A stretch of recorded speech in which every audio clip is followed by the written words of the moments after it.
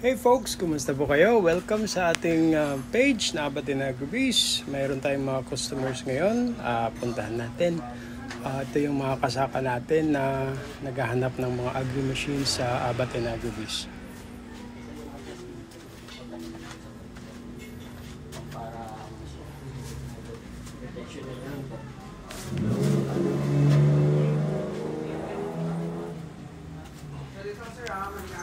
Tapos dito naman yung mga ipa, yung dara.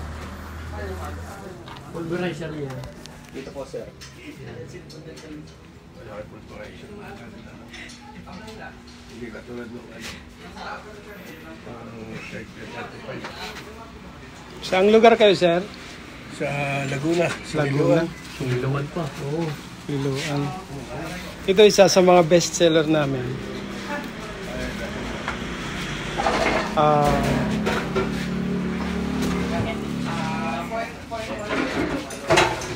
Sir, yung ano na lang. Electric na naman. Para at least. Kung stable ang kuryente sa inyo, magandang electric. Pero kung hindi stable, kung halimbawa ang farm nyo is malayo sa... Nasa bayan naman kami. Sa bayan, electric mas maganda.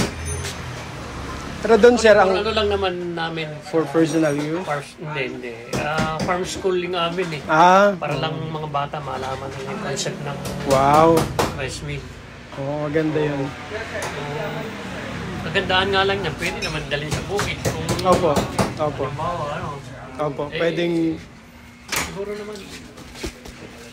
Kaya punta lang ng mga bilyo lang. 7.5. 7.5.